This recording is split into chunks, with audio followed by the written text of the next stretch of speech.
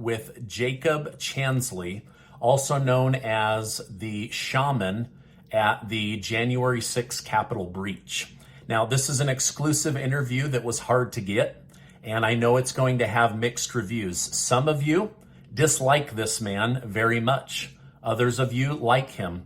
I'm not here to condone anything that happened on January 6th, but I wanted to hear his side of the story and get more details about the events of the day. So I hope you enjoy the interview. If you do, please give it a like and share it with others. Otherwise, let me know in the comments down below what you think. But this was eye-opening to me, and I realized how much the mainstream media was trying to control the narrative around January 6th. Enjoy. Okay, I have a very unique guest on our show today, a man whose face has been seen by billions of people around the world. His name is Jacob Chansleya, but we're going to go by Jake. So Jake, thank you so much for coming on today's show. Thank you for having me. It's an honor to be here. So you are known, I guess the best way to put this is, the government of the United States made you the face of January 6th because of having the face painting and the horns. And they really tried to pin a lot of January 6th on you and your story. And so today, I want to hear your side of the story. All we get is the CNN narrative. And I believe that it's truth mingled with a bunch of lies and narrative and spin in order to prop up this narrative around January 6th. And so I want to go through your side of the story, because I believe those that tune in today, there's going to be people that very much dislike you, but are curious and open to hearing about your side of the story. And there's also going to be people that look at you like, wow, this guy had courage. And I'm also very curious about his side of the story. So if it's okay, I've got a list of questions and want to go through that with you. Sure. Well, just to start, the government, yeah, like the January 6th committee and stuff like that, they definitely attempted to make me the face, but it was I think more so the Mockingbird media, and I call them Mockingbird media because of Operation Mockingbird, when the CIA infiltrated the media outlets in the United States in the 60s and the 70s. So I believe that it was the Mockingbird media and the CIA so that's government, in collusion with the government and January 6th committee and their narrative. They're the ones that attempted to make me the straw man. They gave me the title QAnon shaman. I never gave that title to myself. They said I did, but I didn't. I never called myself the QAnon shaman. And beneath the term QAnon, the media had already prescribed the labels of white supremacist, terrorist, racism, hatred, all of these things. So it's a loaded term. And these are just psychological warfare techniques that were used on the American people, and they've been being used for a long time. So I just wanted to clarify that before we started. Yeah, no, and I appreciate that. Because I'm not a white supremacist. I'm not a white supremacist at all. I don't have a hatred bone in my body. I abhor violence. I'm all about nonviolence and non-cooperation. I am no way, shape, or form advocate for any sort of violent overthrow of the government. It's actually the antithesis of that. I believe in non-compliance and non-compliance with corruption and tyranny, and that's the only way forward. Yeah, and we're going to talk about some of the key areas of your story where you were actually trying to be helpful, but they were portraying you as trying to be evil or do evil within the Capitol. So if you could, let's go back before January 6th. What brought you to the Capitol on January 6th? Was it the rally for President Trump? Were you there for some other reason? What was the reasoning for going to DC that day? Well, to start, I was in Washington, D.C. on December 12th for the second MAGA Million March, which was entirely peaceful. And that's what I expected more of on January 6th. But the reason why I went on December 12th and on January 6th was largely spiritual in nature as well as political. You see, I'm more of a spiritual activist, not a political one. I believe that our socioeconomic and geopolitical systems and perspectives are so corrupted and so askew because our spiritual systems, our spiritual perspective is so corrupted and so askew.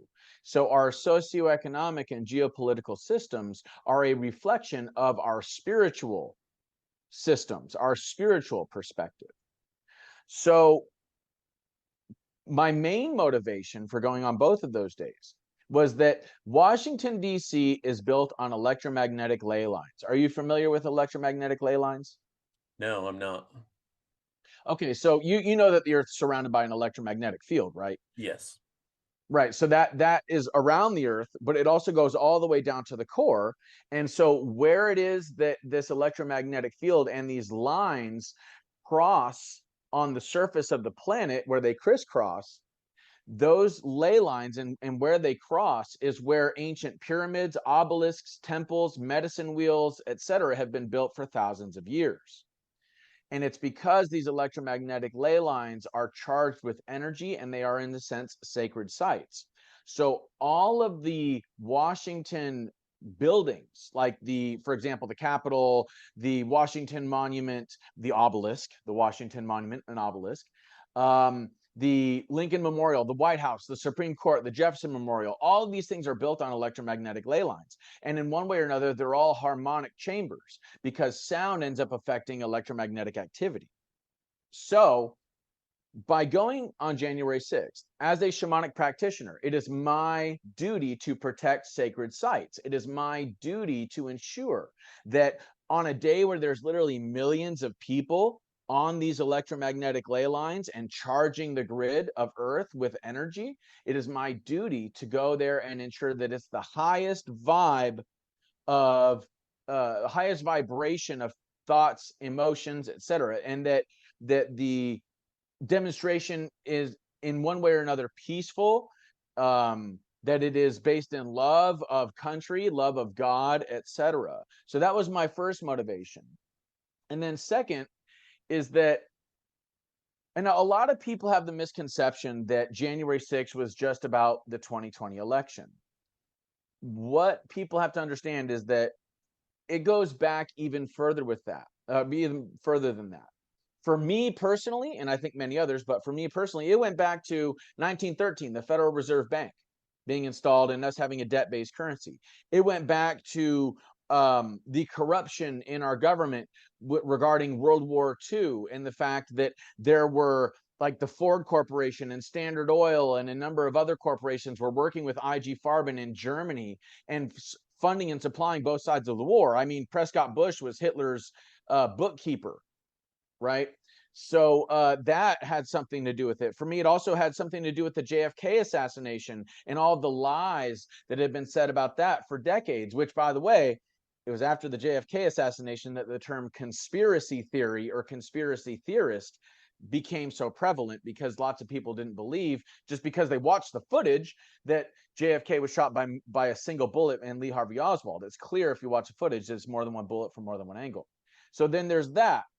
Then there's things for me like, for example, Waco, Texas, the Oklahoma City bombing, 9/11, you know, the school shootings, the Vegas shooting, and all of the questions that are revolving around this, and the way that the Mockingbird media has suppressed these questions. The Iran-Contra scandal is another good example, and how Gary Webb brought this to the public, and then he was smeared and destroyed, and then eventually committed suicide by shooting himself in the head twice with a revolver. And there's no investigation into this stuff. You know, it all just gets suppressed by the Mockingbird media. And then to top it all off, we've got Russia. We got 33,000 emails being deleted by Hillary Clinton. No investigation. We've got Russia for 4 years with clear evidence of malfeasance and corruption in the government. No investigation, no justice. Then we have, and even after it's all been proven to be a lie, then we have the COVID situation and the lockdowns, the mask mandates, the destruction of a roaring economy. Then we have the riots in 2020. No investigation, no justice. Then we have the 2020 election. So to me, it's about a long string of abuses. And that was what was in the Declaration of Independence, was this notion of a long string of abuses on behalf of the crown. And if we look into how the United States became a corporation, and I believe it's 1871, unifying the Vatican, the London Palace, and the United States of America, and creating a larger corporation, that the United States, and as a republic and as a constitution, basically took a back seat. Then we're getting into the next level of why it is that there's these long string of abuses, and how it is about centralizing power and giving more power back to England, or the crown, the Vatican, and a much larger one world government, new world order, based on debt-based currency and the monopolizing of resources and labor. Okay. So there, I mean, this is a lot of things, a lot of government abuse of the citizens, manipulating, gaslighting, that leads you there. How do you, Jake, how do you end up in the Capitol? How did you end up in the building? Well, so I abhor violence. I believe in nonviolence. And on the day of January 6th, I was doing everything that I could to stop people from, yelling at or harassing the police that were at the barricades. But when the police threw in tear gas and concussion grenades, all hell broke loose. When they threw those tear gas and concussion grenades into mostly a peaceful crowd, the only people that were combative with the police, or the only people that were like angry and shouting at them, were the people that were at the barriers. Okay. So when they threw that stuff into the crowd, everybody else was pretty much peaceful, and then stuff went crazy. And then the people at the front of the barriers broke through, and then a bunch of people followed after. And so, like I said, I tried to stop all that before it happened, and then stuff really got crazy. So, being a shamanic practitioner, I was trying to tell people, to fall back, come on, this isn't the way. And obviously, who's going to listen to the guy in the horns and the face paint telling everybody to calm down? So once they broke through and they got to the building, they broke in windows, they went inside the building, and they kicked the doors open, and people just started flooding in the building. Okay. And so I thought to myself, if things are this crazy on the outside, we really don't want anything like that going on the inside. And the only way that I thought that I could ensure that crazy stuff didn't happen on the inside was if I went into the building. And it is a sacred building. So my thinking is, I have to protect this sacred building. I have to protect the people inside, the occupants, the police officers, etc. So when that's how I got into the building. Okay. And my understanding is there were like 3 or 4 major events going on. So there was the Trump rally, there was like a peace rally on the other side of the Capitol, and then I believe on the north side there was like a medical COVID mandate rally going on. And there are now people from these other 2 groups that are saying, we were led into the Capitol almost like it was a tour.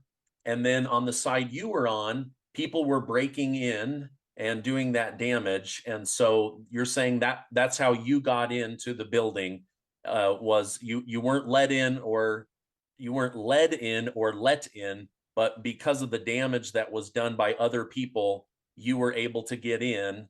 And then that's when you started coordinating with the police officers? That is correct. Okay. Now, what's really interesting, though, is that on the side where the damage was being done, there was a group of Ukrainians that supposedly, from what I'm seeing, were a part of the Ukrainian military and a film crew, a Ukrainian military film crew that was there when that breach took place, filming the whole thing. And one of these individuals ended up taking a picture with me. I didn't know who he was. I'd taken hundreds of pictures with hundreds of people, you know. So there's all the people asking, like, what are you doing taking a picture with Nancy Pelosi's son-in-law? What are you doing taking a picture with this Ukrainian guy? Which, by the way, the FBI asked me if I knew him. And I said, no, who is he? And he said, they said he's a Ukrainian spy. So the FBI knew this guy was a Ukrainian spy. Okay. And it was him and his film crew that were there for that initial breach. And that whole thing goes way, way deep. We're not going to get into that just yet. But the point is, both of those gentlemen were just people that asked for pictures with me on that day. I had no idea who they were. Okay. So, and then there's some people that are saying that, like, when I went into the building, that I had my own personal photographer, that I'm an actor, a deep state asset, or a CIA actor or something, because the media was in the building that day covering the electoral college process. Okay. And then when the protesters got in there, the media just started snapping pictures. You know, so some people are under the impression that I somehow had my own personal photographer, which is absolutely ludicrous. Yeah. And real quickly, so just this week, I read that the FBI finally admitted that there were Ukrainian spies in the crowd. Like I just read that this week. Send me that article. I'd like to read that. I haven't seen that. I'll get that. I know Laura Loomer broke the story regarding what the feds told me. And she's also breaking the story about how there are ties to some of these white nationalist Nazis here in the United States, and their ties to Ukraine, and their ties to CIA, and their ties to the FBI. Yeah. Okay. Okay. So you're in the building, you see the damage, you start coordinating with the police. Yes. So I went into the upper terrace of the Senate chamber to sing my shamanic song. Like I said, it's a harmonic chamber. So part of shamanism is using song, dance, drumming, etc., to ward off evil spirits, to change the frequency of the chamber or of the ley lines, etc. And so I sang my shamanic song in the upper terrace of the Senate chamber, and that's when I saw the people in the Senate. And that's when I approached the police officers and said, hey, you know, there's people down there in the Senate. Like, if you want, like, I can help you and, like, make sure nobody steals anything or vandalizes any property, or, you know, like, help you even clear the chamber. And they saw that I had a megaphone. They're like, yeah, let's use that megaphone. Let's go. And so that's why I was being escorted around the building and going from locked door to locked door with the police, looking for an entrance into the Senate chamber. Okay. Yeah. And we'll come back to that, because previous to the Tucker Carlson footage that he aired, the narrative was that you were going around damaging things, that you were basically calling the shots, that you were the leader of this group doing the damage, when in fact you were in coordination with the police to try to bring peace and clear the Senate chamber out, because you regarded it as a sacred place. Is that a fair assessment? Yeah, I mean, I wasn't per se in coordination. For at the time that we were walking around the building looking for an entrance, I was trying to work with them to, yes, ensure no vandalism, ensure no violence, ensure there was peace, ensure there was stability, and some level of order was brought back to that sacred chamber, to that sacred space. Okay.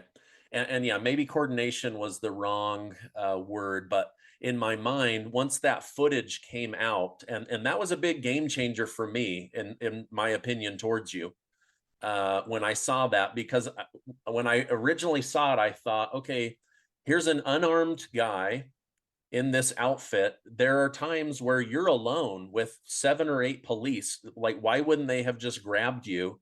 And yet you can see them, hey, try over here, try. Like, it looks like you guys were working together. From my perspective, where I can't hear anything, all I can see is video of what looks like working together.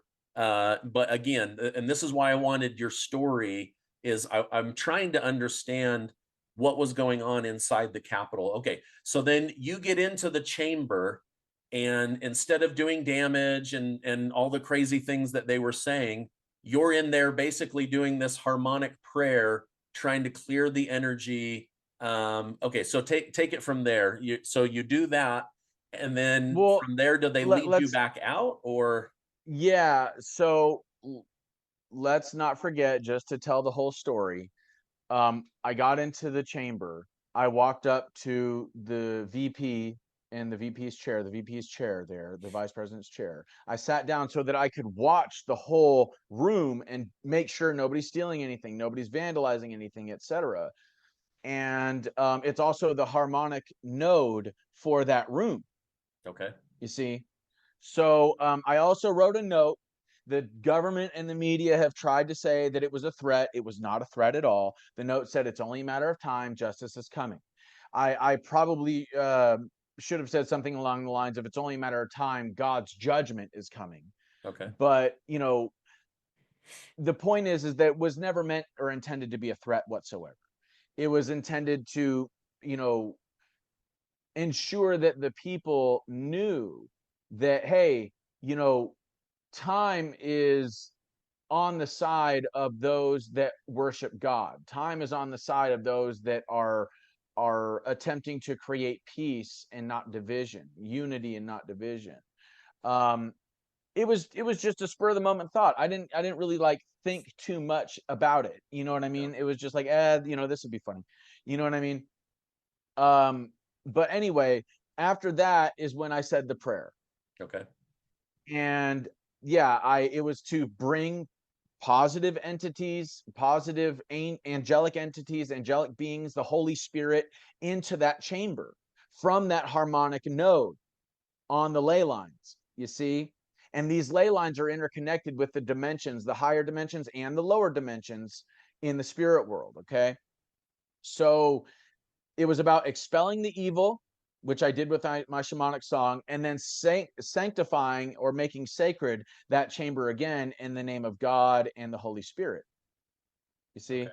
Yeah. And then yeah, after that, the cops, some police came in riot gear, and they're like, "Look, you got to go." And I was like, "All right, let's go." You know, I started using my cell phone to say, "God bless the men and women in blue. You know, we're on your side. We love you." You know, stuff like that. And yeah, they escorted us out of the building. And by the time I got out of the building, dude, people were coming up to me with their phones, and they're like, "Dude, you're viral." And they're showing me on Twitter. Like, I had already gone viral by the time I was out of the building. Yeah. I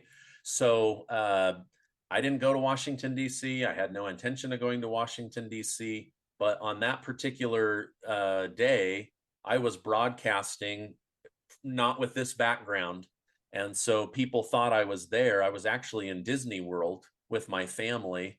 And I remember watching this. I'm standing by the Millennial Falcon reading the news and seeing your picture and going, what is going on? Like, what is happening at the Capitol, you know?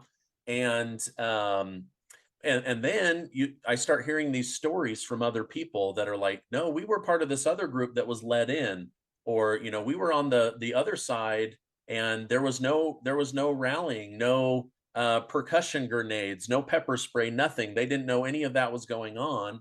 And then there was the chaos that CNN was buying footage left and right in order to push this thing. Now, Nancy Pelosi, she did have a film crew there with her, but you're saying you did not have one there with you. No, not at all. But you know what's really interesting about this is that there's a guy that I believe his name is Jaden X, and this guy was an Antifa supporter. I believe he's also an Antifa member. He went into the building. He supposedly went into the building and was there filming Ashley Babbitt being shot. Now, supposedly, according to what I've read online and in an article or two, Jaden X's brother has come forward and said that Jaden X was corresponding with Ray Epps and also was there with the CNN film crew filming all this stuff. And Jaden X hasn't been charged. And from what I understand, the Ukrainian spy, I believe his name is Sergei, I think that's his name, Sergei. From what I understand, he hasn't been charged either. And he was there when the building was initially, broken into on that side. So, like, there's a lot of questions and there aren't very many answers. And yes, the Mockingbird media has been divided into these two groups where you got the CNN, MSNBC, the left side, creating this narrative that it was a violent insurrection, the worst thing that's happened to the Capitol in our history, which they, don't bother mentioning the Weather Underground literally blowing up the Capitol, I think it was in the 70s, and Bill Ayers and his involvement, and the fact that they were leftists, they were socialists and communists. Oh yeah, and Bill Ayers got a spot in Obama's cabinet after he was pardoned, by the way. Or they don't mention the fact that Puerto Ricans literally shot congressmen in the Capitol several decades ago. So they just totally look over those things, and they're trying to compare January 6th to 9/11 on the left. They're trying to say it's the worst day in American history. And yet on the right, the Fox News, Newsmax types, they're showing footage from inside the Capitol where everything was pretty much peaceful. Yeah. Right.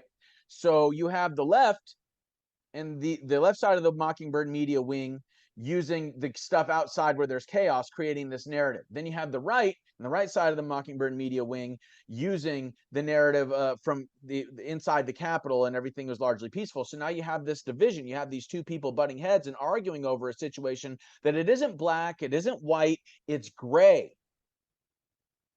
Yeah. 1,100 people have been arrested. 300 have been incarcerated. Just today, the leader of the Proud Boys group, Enrique Tarrio, I don't know if I said that. Yeah. He was sentenced to 22 years in prison, even though he wasn't in Washington, D.C., and he wasn't at the Capitol, and he didn't go into the building. So now, what was it like to be arrested? What was it like to be incarcerated and having all of these people telling you you're a criminal, you've done all of this, but then on your side believing, wait a minute, I was trying to clear the energy, I was trying to limit the amount of vandalism. Yeah. Yeah. Yeah. What was it was that very like? difficult. It was, well, first of all, let me just address this thing about Enrique Tarrio, because the Mockingbird media on the left has tried to push this narrative that the Proud Boys are a white supremacist group. Enrique Tarrio, if I'm not mistaken, he's half black and half Puerto Rican. Okay. And he's supposedly like one of the founders of the Proud Boys. So this notion that it's a white supremacist group is absolutely ludicrous. I know all sorts of, I've heard of all sorts of people that are of minority descent that are in the Proud Boys. So that's another aspect to the Mockingbird media. It's about creating a narrative using trigger words and trigger images together to create an emotional response in the subconscious mind. And then through that emotional response in the subconscious mind, it affects a person's conscious perception of reality. Now, regarding this, what happened with me? Well, let us not forget that I was in solitary confinement for 10.5 months. And all the while, I have the government and the media trying to paint this picture using trigger words, using trigger images, getting people in the country to have an emotional response so that they hate me, so that they hate Trump supporters, and the full weight of the media and the government was placed on me because they chose to make me the poster boy. Yeah. And because of that, the association, regardless of whether or not I did anything like vandalism or violence or whatever, the association of my image with that day made it to where what happened to me was much more severe than, in my opinion, it should have been. Yeah. 10 months in solitary confinement. 10 and a half. And that 2 extra weeks does make a difference. Oh, I do imagine it does. So okay, so then you're pegged as the poster boy because of your outfit and making it to the inner chamber.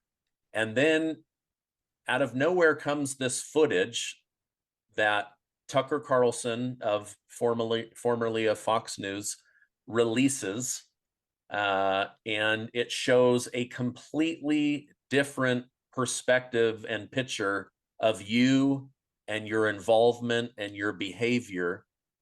Do you credit that expose with you being released from jail? No, and that's what's interesting about disinformation is how Okay. fast it travels. And disinformation and misinformation travel so fast because of something called confirmation bias.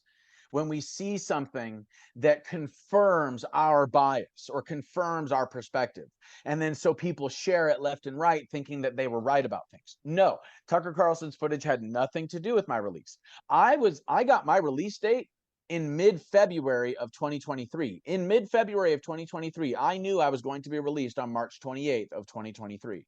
And then a couple weeks later, Tucker Carlson's talking about how he's going to do this thing on January 6th. And then so some of the people that were watching the TV told me about it, and I was like, all right, well, I'll tune into that. I'll check that out. You know, so that day, I believe it was a Monday, Tucker Carlson airs this footage, and his first episode about January 6th was largely about me. And like he shows that footage, and I was like, oh my God. And what's really funny is the shock on behalf of the prison inmates and the guards, because I had been telling the prison inmates and the guards for a while that what they saw on TV, and they didn't believe me. They didn't believe I was there to try to help. They believed the Mockingbird media narrative, the way that they tried to make it look, the illusion they tried to create using trigger words and trigger images. And my image at that time on that day was very shocking to the system, to the cognitive system. You see, so images, trigger images, and then trigger words: insurrection, violence, chaos, deadly insurrection, etc. Right? QAnon shaman. So the prison inmates and the prison guards are coming up to me for days afterward, and they're like, dude, like, so you're like innocent, like you really shouldn't be here, like you were trying to help. I said, dude, I've been telling you for over a year. You know.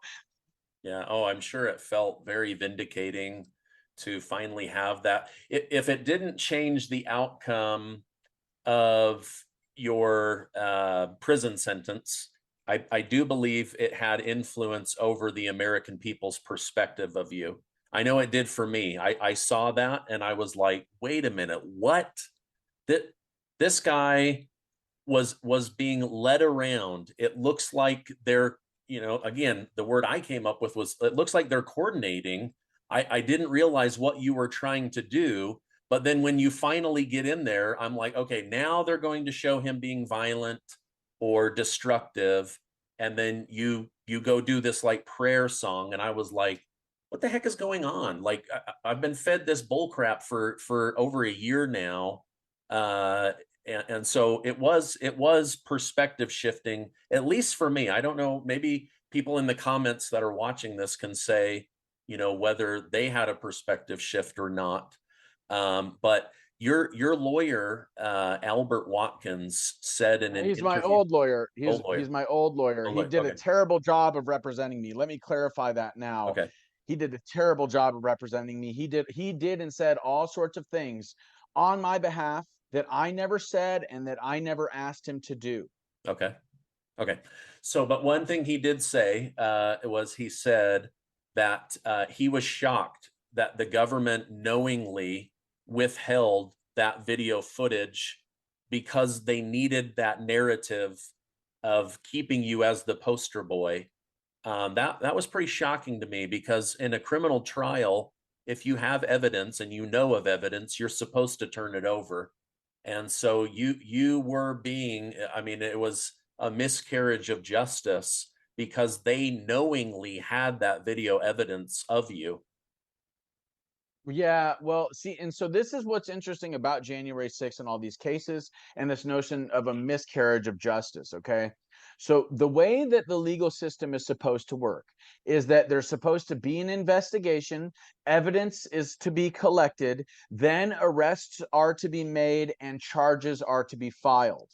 what we saw with January 6th and what we continue to see with January 6th is that a lot of these people that are still being detained or have been arrested, what happened is that they were arrested, charges were filed, then the case was built, then the evidence was collected.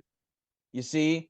And so when you do that, you run the risk of certain evidence not being in the discovery or in the information that's passed over to the defense attorney, right?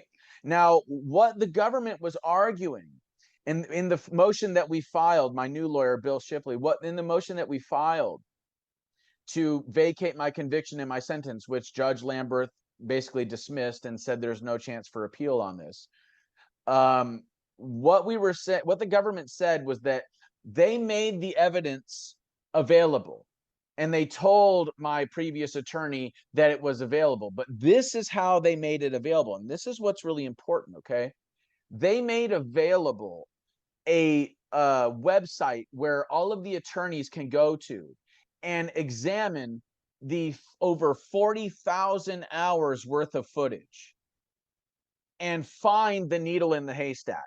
So what the government basically did is they have all this evidence that is against the defense.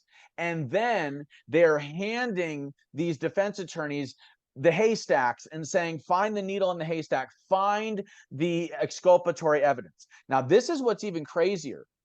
The January 6th committee, as well as some of these prosecutors, have either altered evidence or altered footage so that certain things aren't coming to light. For example, in one of these Proud Boy cases, one of the Proud Boys that was on trial, there's a video that shows them in the Capitol.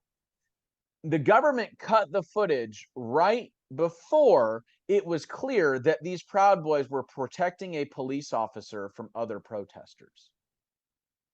Okay. The January 6th committee altered a woman's tweets to make her look like, first of all, that she had a blue check mark, and they also took a picture of her that made her look like she was armed and made that her profile picture when it wasn't her profile picture. And it's things like this that have happened again and again and again throughout this process, whether it be with the J6 committee or it be with the prosecutions of these people. And it's these things that are the miscarriage of justice. It is these things that are essentially against protocol. Yeah. And therefore, in my opinion, draws a lot of attention to the legitimacy of some of these claims that are being made. Because the thing is, look, there's no denying some people assaulted police officers, some people destroyed property. And guess what? I don't care if you're a Trump supporter, Antifa, or BLM, or whatever. If you assault police officers, if you destroy property, you deserve to be prosecuted. Yeah. You know what I'm saying? Yeah. And that's, I think why I wanted to bring you on is in no way do I condone what happened at January 6th. Again, I was in Disney World watching it on my phone going, what in the heck is going on? I did a live broadcast later that night, but at the same time, like Adam Starka and yourself, they've tried to lump you guys in as these like violent police beating, Capitol property destroying criminals. And it was not that way at all. And so, you and I probably agree on many things and disagree on many, but I wanted people to be able to hear your side of the story, because again, I believe there's going to be people that watch this that they don't think very highly of you, but they're curious what your side of the story is. And I think there's other people that do like you, and they're also very curious. And so I thank you for taking time out of your day to share your side of the story. Is there anything else before we wrap up that you would like to share? Yes, a couple of things. Number one, there have also been people, I know a guy that was a police officer and a Marine that was arrested due to what happened at January 6th, even though he was nowhere near Washington, D.C., all because of social media posts. And he got the SWAT treatment from the FBI, by the way. Okay. But then we have people like Jaden X that were inside the building. We got people like Ray Epps still not arrested you know, and we got people like Nick Fuentes, who is telling his supporters that were there on January 6th to move past the barricades, to ignore the police, and to go into the building and take the Capitol. No arrest for Nick Fuentes either. And I don't like Nick Fuentes at all. Okay. He does not speak for Americans. Okay. He does not speak for people that want to put America first. He speaks for himself and only himself and the few, you know, couple thousand groypers that are online. Okay. So this notion of white nationalism, this notion that the media is trying to create about like Nazis and white supremacists being in the Republican Party it's ludicrous. And it's because of people like Nick Fuentes that there's that narrative. Now, because I am largely a believer in the constitutional republic and what the founders were trying to do in establishing a constitutional republic and establishing a place of freedom for humanity. I find myself more like a centrist and a libertarian, not a Republican or a Democrat. Republican and Democrats divide and conquer. So with that being said, you're familiar with the term deep state, right? Yes. Okay. Now here's the thing. I don't like anybody really there are these candidates for president that were on the debate stage for Fox News. Don't like any of them because they're all talking about getting rid of the deep state, and yet none of them can define what the deep state is. So for your listeners, I would like to define what that is, and I would like to define how it is that we can make the deep state obsolete. And I can do that in a very short amount of time. Are you okay with that? Yeah, go ahead. Okay. So the founders defined tyranny as the combination of the three branches of government: legislative, lawmaking, executive, law enforcing, and judicial, law adjudicating. They defined tyranny as these three branches being consolidated into a central power, like what they were dealing with in England. Okay, because the crown controlled the courts, the crown made the laws, and the crown enforced those laws. Okay, so when the founders created our country, they divided these branches of government into three separate branches with checks and balances so that power could never be centralized.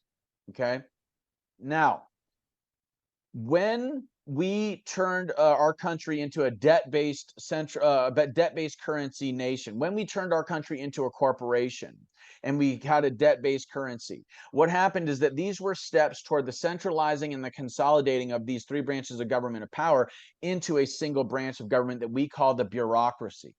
So the bureaucracy in Washington, D.C. constitutes as like a fourth branch of government that is over 500 bureaucratic agencies that are tasked with regulating commerce. Now, the legislative branch has delegated to these bureaucratic agencies the ability to regulate commerce because the government has the ability to, quote unquote, regulate commerce. But these bureaucratic agencies are regulating commerce. What they're doing is they're basically writing law. They're saying what we can buy, what we can sell, what is legal and what is illegal. Okay, so that's legislative. The bureaucrats also, these bureaucratic agencies also have their own law enforcement that enforce these regulations. Okay, that's executive. And they have their own administrative courts that adjudicate these regulations. That's judicial. That's centralized power. That is tyranny. Now, what it's really important to understand about each of these bureaucratic agencies is that they are a pyramid. Okay, they are a pyramid. And at the top of these pyramids are appointed people, not people that are elected. Now they are appointed by elected officials. So the president appoints these people and then they have to go through the process of being confirmed by the Senate. However, if you corrupt the presidency, which we've had lots of corrupt presidents, that should be very clear, especially when we get into the idea of elections being corrupted for decades. So if you have a corrupt president, and then you have corrupted enough people in the Senate, then you can get somebody that is a part of this corruption in these bureaucratic agencies and at the top, and then they stay there for way, way longer than the people that appointed them. And in the process, they can end up filling in the lower portions of the pyramid with people that are in cahoots with this corruption. Now, what is this corruption? Look at it like this. You got somebody like Anthony Fauci at the head of all of these 500 bureaucratic agencies, okay? And what is Anthony Fauci doing? He's working with the very corporations that he is supposed to be regulating. So the corporations are writing the regulations, right? And then the government is enforcing the corporate will. So the government has a monopoly on the initiation of force. And they are using that monopoly on the initiation of force to reinforce these corporations' will and their monopoly over our resources and our labor. And in the process, these bureaucrats are moving public tax dollars, public money, into the private hands of less than 1% of the population that own these international corporations or these international banks like the Federal Reserve and the IMF and stuff like that. The international banking cartel, they're moving the public money, tax dollars, into the private hands of less than 1% of the world's population. The pharmaceutical companies, the military industrial complex, you know, biochemical, bioengineering corporations. The list goes on and on and on. Okay. Basically, it's what JFK called a tightly knit, highly efficient machine. And for those of you that are skeptical about what it is that I'm saying, I want to quote Kennedy, and then I'll end it on this, and I'll end it on the solutions. Okay. Kennedy said, "We are opposed around the world by a monolithic and ruthless conspiracy that relies primarily on covert means for expanding its sphere of influence, on infiltration instead of invasion, on subversions instead of elections, on intimidation instead of free choice, on guerrillas by night instead of armies by day. It is a system which has conspired vast human and material resources to create a tightly knit, highly efficient machine that combines military, diplomatic, scientific, economic, and political operations.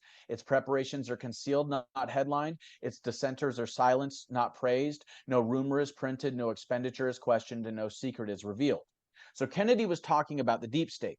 Okay.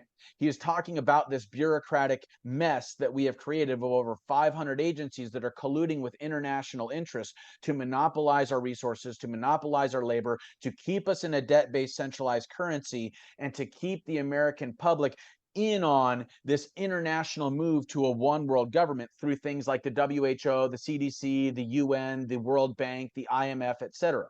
And through things like the Bilderberg Group, through things like the Council on Foreign Relations, through things like stuff going on at Bohemian Grove and stuff like that. The World Economic Forum. All of these things play a role. These are like gears in this tightly knit, highly efficient machine. Some of them are bigger gears, some of them are smaller gears. Some of them are near the top of the pyramid, some of them are near the bottom of the pyramid. That being said, this is how we make all this stuff obsolete, okay? The deep state is about creating something called full spectrum dominance. That's a military term. It means, first of all, the control of the minds through psychological warfare techniques. And through controlling the minds of the people in the country, they are able to then control the land and its resources, the water or the air, the water or the seas, the air and the airspace, subterranean, deep underground military bases, extraterrestrial, things like satellites, outer space, and chemical and biological agents, and technology, things like cell phones, computers, televisions, radio, etc. The medical system, the financial system. This gives these less than 1%ers who created this system full spectrum dominance. So they understood that they could not be God, but they could play God if they had full spectrum dominance. So this whole system is set up to basically be parasitic on humanity, on people, and on the environment. Okay. Now, I'm not a modern environmentalist. I don't believe in the climate change narrative, but I do believe in the notion of an ecological crisis and the notion that we are creating mass extinctions and mass ecocide because these corporations are working with the government to create a corrupt system that is destroying the environment so they can make money. Okay. So they have tried to centralize our energy grid. They have tried to centralize our communication grid. If you look into the way that they're trying to centralize the energy grid, you can just look at the way they're metering energy. They're trying to, they've already centralized our communication grid. If you look into the Ericsson report and this company Ericsson that's out of Switzerland and owned by the Wallenberg family, and how they control all the global communication. They've also controlled and centralized our transportation and our supply chain largely. Through government regulations. They've also controlled and centralized our food supply. Okay. They've also controlled and centralized modern medicine. Right. So what we need to do is create a new system that will allow us to circumvent this full spectrum dominant system. And how we do that is, number one, through Tesla tower technology. Nikola Tesla invented a tower that uses the electromagnetic ley lines where they cross to create an infinite free wireless energy signal that allows people to tap into the free infinite energy that is in the earth itself and on the ley lines. And this would be wireless, so there would be no need to meter it. People could get infinite free clean wireless electricity. So that decentralizes the energy grid. These towers can also be used as communication towers globally without the need for satellites, cell phone towers, radio towers, any of that stuff. And it would all be environmentally friendly. Okay. All these satellites and all of these cell phone towers, they're using what are called ELFs, extremely low frequency waves. And these things cause depression, anxiety, neurological disorders, cancer, all sorts of stuff. So now with the Tesla towers, we decentralize the communication grid. It also would allow us to influence agriculture, because you can use the frequencies of the Tesla towers to increase the size and the rate of the plants that we grow for food. Okay, all without the need for pesticides, herbicides, etc. It would also enable us to create a new transportation system, because we could use these electromagnetic ley lines as like electromagnetic highways of sorts, or we could travel in them on the air, like through the air. Okay.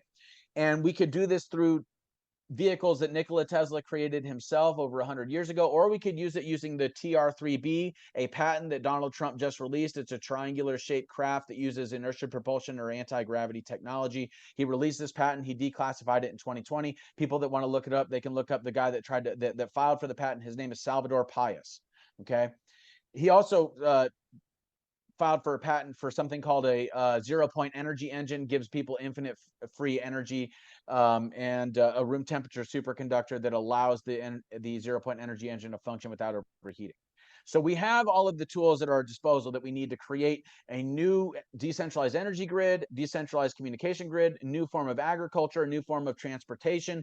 And Dr. Rife, that's R-I-F-E, Royal Raymond Rife, and Nikola Tesla were working together in the 1930s to create a machine that uses sound and frequency to not just increase health, but also destroy disease. The way that you can destroy a wine glass with sound and frequency, you can also destroy a cancer cell or a virus with sound and frequency without doing any damage to healthy human tissue.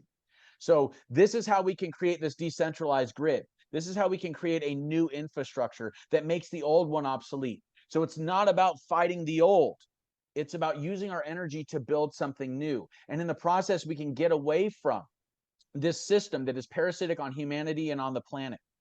And we can also neutralize all the pollution that has been created by this system. And this pollution is what is called anthropogenic chemicals, forever chemicals that do not biodegrade. And because they don't biodegrade, they do something called bioaccumulation in the ecosystem that causes the microbiological life in the soil, the water, and the air to be killed off. And it is that microbiological life in the soil, water, and air that allows all macrobiological life and systems to function. So if we kill and undercut that foundation, then all life on the planet goes extinct. So we are talking about fighting for the very existence, not just of the human race as a whole and our children, but also of all life on the planet. If we continue to trust these less than 1%ers, if we continue to use their centralized, monopolized grid system, and all we have to do is work together and unite, because Republicans and Democrat voters can agree. If there's a cure for cancer, I just gave you one, and there are many, it should be released to the public in spite of the fact it'll have a detriment on pharmaceutical interests, right? And it's the FDA and the NIH that are stopping this technology from getting to the public. If there's an infinite free, clean, wireless energy supply, which I just gave you two, 0-point energy engine and Tesla towers, then it should be released to the public, in spite of the fact that it'll have a negative impact on oil companies, on lithium mining, on solar panels, on wind turbines, and natural gas, right?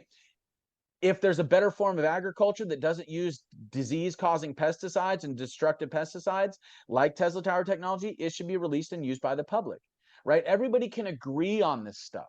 So that's how we create unity. That's how we get rid of the deep state. That's part of it. We also have to elect people into the legislative branch and the executive branch that have cojones, and they're willing to defund some of these government agencies. And they're willing to say, okay, we're not going to fund these agencies. You guys are corrupting the system. We're going to allow these technologies out to the public, and we're going to allow the free market to do its job. We don't live in a free market right now because we have corporate interests dictating government policy. That's fascism. Okay, so we're kind of living in a fascist system right now.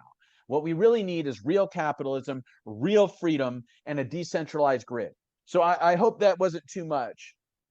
Yeah, no, it's again, there's areas that you and I agree on, and taking back this beautiful country, getting it away from those that seek to profit off of all of our labor and destroy the earth. I look forward to a day when that can be true. I want to thank you, Jake, for coming on and sharing your story with us. I hope that people will find it interesting and have a perspective shift. But thank you very much again for your time, and I hope you have a great rest of your day. Can I plug my Twitter and my website? Oh, yes, please go ahead.